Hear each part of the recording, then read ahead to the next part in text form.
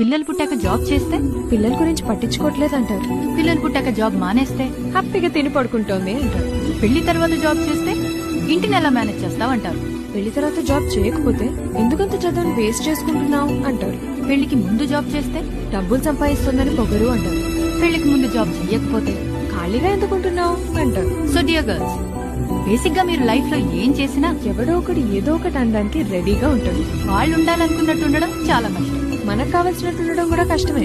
But believe in your self. Stand strong. ఎవరు ఎన్ని అన్నా కూడా మీరు మీలాగే ఉండండి. ఎందుకంటే We are women and being the woman you want to be will be worth it all. Hello madam గారు, ఎప్పుడు చూడు పని పని అంటూ అటు ఇటు తిరగడమేనా? ఈ ఇంటి బాధ్యతలు సమాజ సేవలు చాలు గాని కాస్త అప్పుడప్పుడు నీ గురించి కూడా ఆలోచించు. కొంచెం సెల్ఫ్ కేర్ తీసుకో. ఓకే, ఒప్పుకుంటా, పనులు బాధ్యతలు ఉంటాయి. నీకు నీ పనులు ముఖ్యం, నాకు నువ్వు ముఖ్యం.